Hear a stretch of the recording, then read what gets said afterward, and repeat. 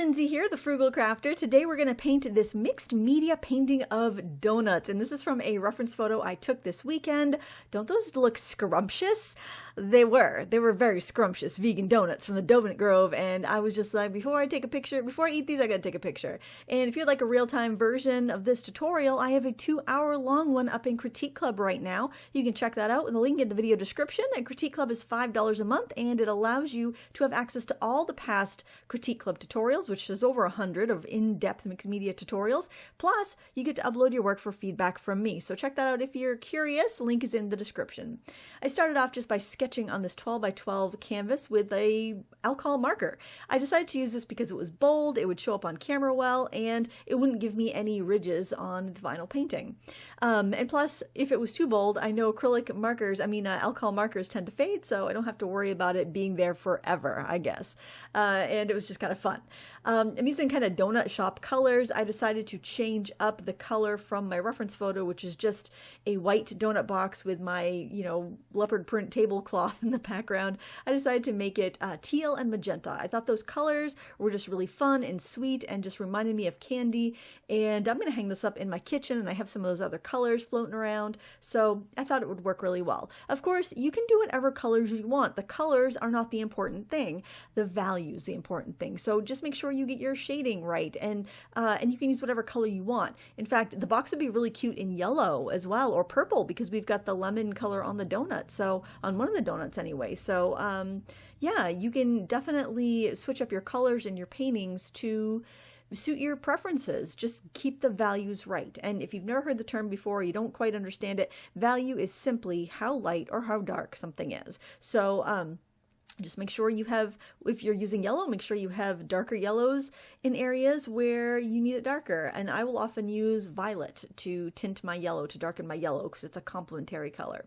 Here I'm using some magenta to tone the green down. So I'm using that magenta from the background. And when I mix that in with that green color, red and green are opposites, it gives me a shadow and it doesn't look weird. Now I just sprayed my canvas so I could go back in and continue blending. The acrylics I'm using are very inexpensive acrylics from Royal and Langnickel. They come in these big tubes. I prefer the Royal and Langnickel ones that come in the big tubes to the ones that come in the small tubes. Yeah, you can use whatever you want, really. This is just to help us do some of the work in future layers, because we're going to go over this all with oil pastel. And I did a previous painting with oil pastel where I did it on a wooden board, and I painted it black first and then I painted over it. And I did struggle with some colors to cover the black, so I figured, why not just do an underpainting with acrylics and the color I'm going for, and then I'll be able to go over with the oil pastels with no problem. Even if some of them tend to be a little bit more transparent, they'll still be fine because I'll have those colors underneath. And the palette I'm using there, that's by a brand called Quadrufi. It's a pretty new product, and it was kickstarted I think a couple months ago, maybe a year ago, I don't know, but my friend Rosie gave it to me. She found it on Amazon, and it's a neat little kind of like it's got a water bucket, it's got palettes, it's got 2 palettes, 2 paint holders, and then it's got the lids of the palette actually will hold paper towels. It's just really neat. So I'm using that. It's really handy for acrylics because I can put the lid on those acrylics and they'll stay usable when I come back in case I need to add more to the edges or I need to touch something up. I don't want to use acrylics over the oil pastel. Acrylic paint over the oil pastel, but if, say, I get this first layer down and I want to come back in and something didn't cover very well, or I just want to change the shape of something, the paint will stay fresh. And that's nice because with acrylics, if you let it dry, it goes through a chemical reaction and you can't reactivate it. But if you can keep it moist in a palette like this, then it works out really well. And I've also used this palette for gouache, and it works well for that too. And it says you can use it with oils, although I have not yet. I just wonder how much of a pain it will be to clean oil paint out of those wells. So I probably won't use it for oils, but for acrylic and gouache, it's worked really, really well. With this acrylic layer, I'm trying to get as much work done as I can. So I did try to shape the icing a little bit on the top of that donut, get my basic shading in, and then I let it dry. And then off camera, I put on a couple coats. I put 2 coats of Liquitex clear gesso because it has a nice grit to it. I don't need 2 coats. 2 coats makes it kind of hazy. 1 coat would have sufficed on this canvas. If you're working on a really slick surface, you might need 2 coats, but I think that was overkill. You can even see how hazy that it made the background, but it doesn't matter because we're covering it with oil pastel. I just thought I'd mention that so you don't use more product than you need, because we don't want to do that, right? Art materials are expensive. We don't want to, we want to use them when we need to, but we don't want to overuse them. This little tool there that I was using, that is a silicone shaper, and that's a Color Shaper brand, and I think it might be made for kids actually, where it's like short and stubby, but I have 2 of those. I bought them at a stamp convention, and they're wonderful. Then I've got a set that's Color Shapers. I think I don't know if they're Color Shaper brand, but they're tiny, and I got those at Joann's in the stamping department. And then I got some silicone tipped nail tools from Amazon that also work really well. And I like having the variety because they all have different levels of flexibility, and I find it really handy. And that thing on my finger that I've been blending with is a silicone finger protector, and I think it's for it was from Mod Podge, and it was sold with like all their hot glue products. They had this thing probably like a decade ago. They were doing all these like hot glue molds and things like that. That's what that was from. But I've seen them at the dollar store too. Same pink and everything. So save your money, get them at the dollar store. They'll be fine. They're great for blending. For whatever reason, that silicone, anything silicone like that is going to blend really well, and then it saves wear and tear on your fingers and keeps your fingers a little bit cleaner. So I found just by using those tools and wearing those little finger cots on my fingers, I did not get really gross and pastel covered this time around, which is new for me because usually I am covered with pastel. And this painting took 2 hours, so there was lots of smudging and paint and mess to be made there. I actually think that when you're working on a surface like this canvas or like a hardboard panel, having it because it's thick, it's raised up, and you can hold the corners, like the edges of the canvas, rather than trying to hold your paper, even if you've taped your paper down and you're holding the tape. I find that I keep my hands a lot cleaner on this raised surface, so it might be worthwhile to get one of those painting boards, just like one of those wood birch painting panels, just to tape your work to, because I think it'd be easier to keep your fingers clean using it like that. But I do like working on a surface like this because then I can I can varnish it and hang it on the wall. And we'll talk about that a little bit when we get to that level. But I do have a video just on varnishing oil pastels, and it was an experimentation, and so far it's holding up great. It's hanging in my kitchen, and this one's going to hang in my kitchen too. The technique seems pretty solid. Archivability, I mean, who knows? I don't know how it's going to be in 100 years, but it's definitely protecting those oil pastels, so I don't need glass. That said, matting it and putting it behind glass is the best, the best situation, I'm sure. But I don't know. I don't want to deal with that, quite frankly. If it's just for me, if I'm just having fun, I want to paint a painting and hang it up. I'm only spending like an hour or 2 on it. I'm going to take a chance. I'm going to roll the dice. I'm going to try my, varnishing method and see how it works. And so far, it's working really well. Now, the silicone tools, one of the things I really like about that, especially on canvas, is that you can sharpen up your edges with them.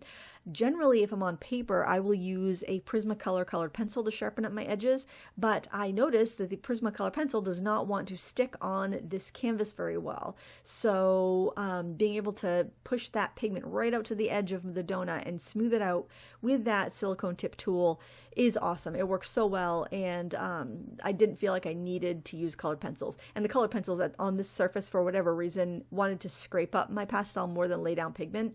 And it just depends on what you're using. Every paper, every surface is a little bit different. Now, if you don't want to do this whole rigmarole that I'm doing here, you don't want to use a canvas, you don't want to use acrylics, you could definitely take watercolor paper, do your underpainting in watercolor, and go right over it with a pastel. You don't even need the clear gesso unless your watercolor paper seems to be really slick. That would work out well. You could even do that and do soft pastels on top. Because, if you painted the clear gesso over the watercolor, it might smear it. So just do that on like a nice coarse watercolor paper, a cold press or a rough, and then go over it with the pastels. It's going to work great. And that way you can use either pastel. You can use soft pastel or oil pastel. And by soft pastel, I mean the chalky kind. So I like a technique like this because you can look in your box of art supplies and say, okay, what do I have? Okay, I got watercolors and I have chalk pastels. I can still do this. You can absolutely still do this. It's not going to be that much different for this particular painting. And I like that. I think if you go to what you have first and you see if that will work before you go buy the latest and greatest or the new thing that you want to try, just try what you have. even if it doesn't work out, you're going to learn more about those materials you have. Now there, that shadow, I couldn't get it dark enough with my shades of blue and teal pastels I had, so I went in with some black. And because I was using the black pastel on that chocolate donut in the back, I know that it's going to be harmonious. It's going to work with the other elements in the painting because I've used that black already. I think that's where we get into trouble using black for shadows. It's when there's no black anywhere else in the painting. But if you've used that black, or maybe it's not black, maybe you used a Payne's gray, maybe you used a dioxazine violet, you've used something really dark. As long as you've used it elsewhere and you bring that into your shadows on the painting, you're going to have a balance, a color balance and a color harmony there that is going to work. It's when you are finished your painting and you're like, oh, I need a dark shadow, and you grab that black, but you don't have that black anywhere else. That's when your shadow looks like a dark hole, or it looks like it has been cut and pasted on the picture. It doesn't look right. As long as you can integrate it elsewhere, it's going to work pretty well in my experience anyway. So especially if you're using a limited set, I have a lot of pastels.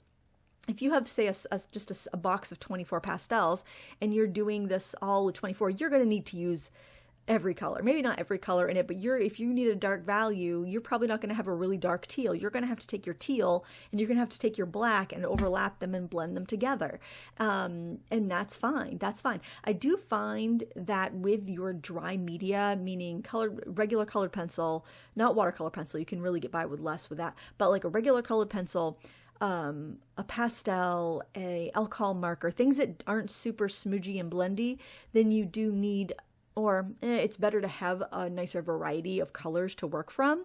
But if you're working with like a tube paint, you're better off with fewer colors to work from, or even pan paint, something that you can mix indefinitely, as long as you have a good variety, as long as you have the good mixing colors, I should say.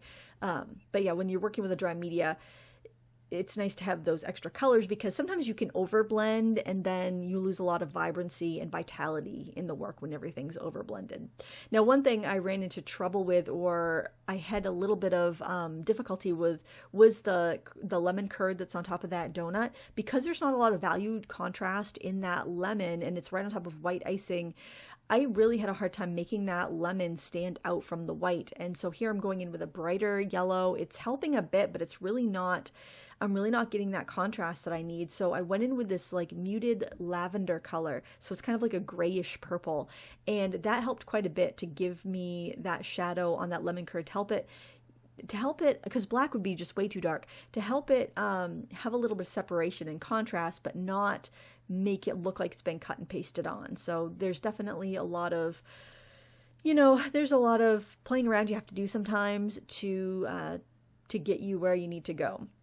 I also like to do techniques like stippling to give me texture and highlights on the cakey donuts. And I have a whole video on techniques for oil pastel. If you are new to oil pastel and maybe you need a refresher on different ways to apply it or to use it, that is on my channel. I'll try to remember to link it up. But if I forget and you search Frugal Crafter oil pastel techniques, it'll come up. But it's a really useful one. You can divide up a piece of paper and practice along with me and get the gist of these different techniques and then apply them to your next painting.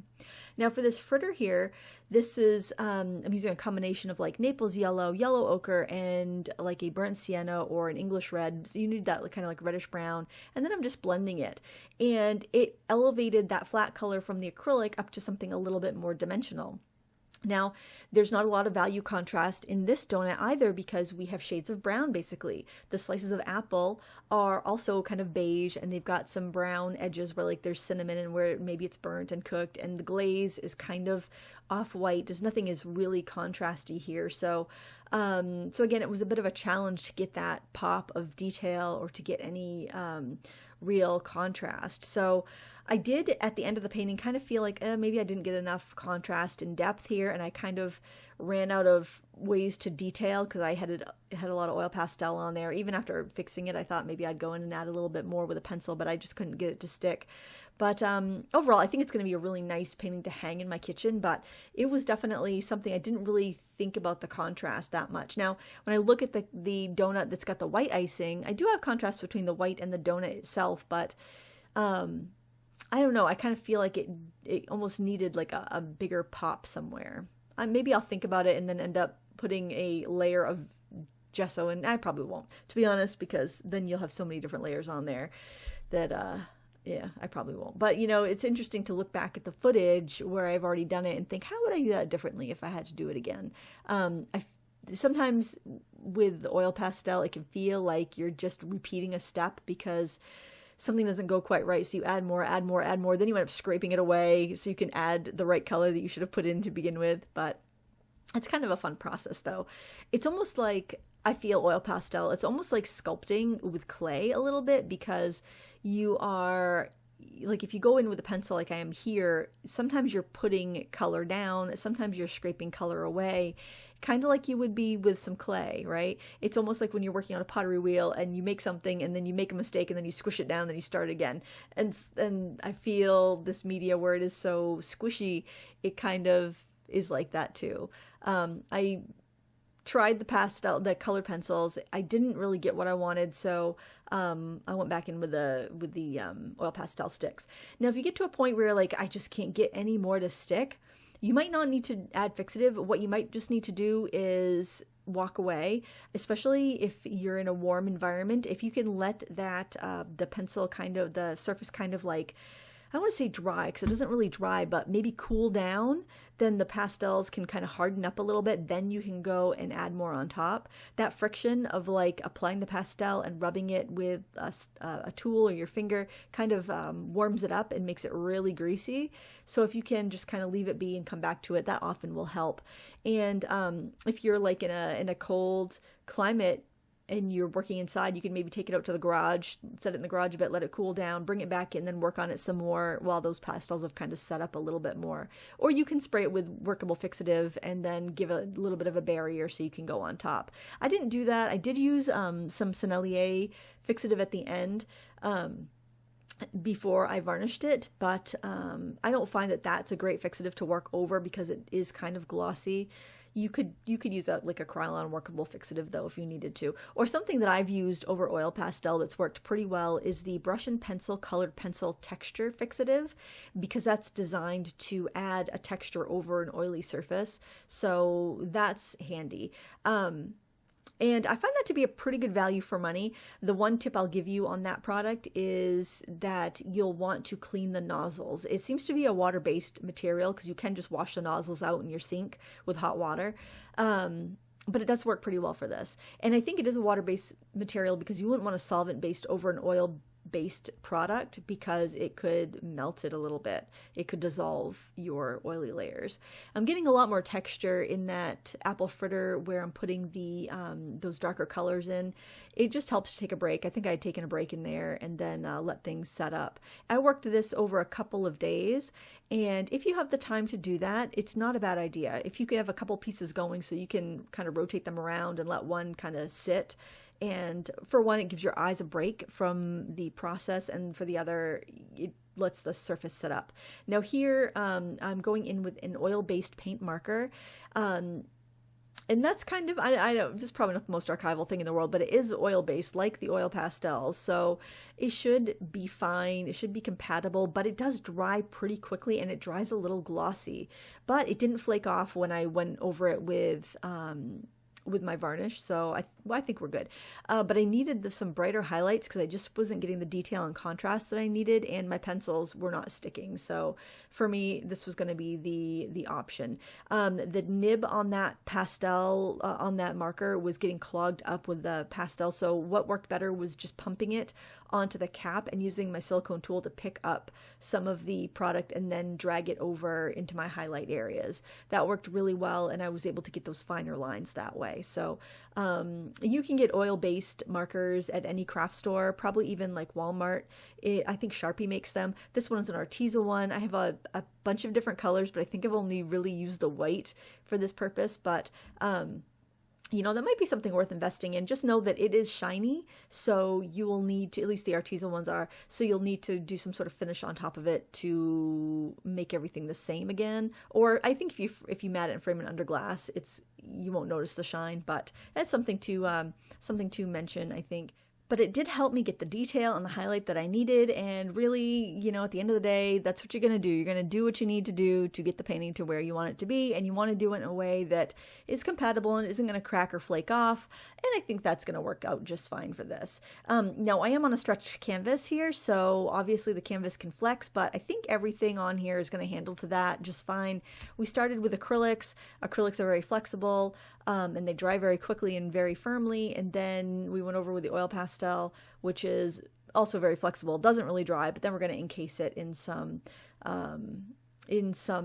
gloss medium. I just thinned down some gloss medium and painted a layer of that over, let it dry. I added some water to the gloss medium. You could use it full strength. I used it full strength on the other painting I did, and it was fine, but it was harder to spread out, so it does work better if you thin it down. One coat of that is sufficient, and then I went over it with Minwax polyacrylic in a satin formula. I'm not sure if I like the satin. It definitely looks waxy, almost looks like an encaustic texture with the satin finish, which is kind of pretty, but I kind of think I like the glossy look better, so I might switch to a polyacrylic gloss for future paintings, but it's nice. There's no glare on it, which is good, and I had a really good time painting this. And what I'm doing here, I used a straight edge. I actually used one of the inside pieces of one of my sketchbook floozy stencils to use as a straight edge to put that light pastel down next to it and add a little edge. I'm noticing that the back of my box, that line should be tipping up a little bit, I think, but I think it looks fine. I hope you enjoyed this, and if you'd like a real-time tutorial, you can find it up in Critique Club. I'll have a link in the video description. Thank you so much for watching. Please hit the thumbs up before you go. Until next time, happy crafting.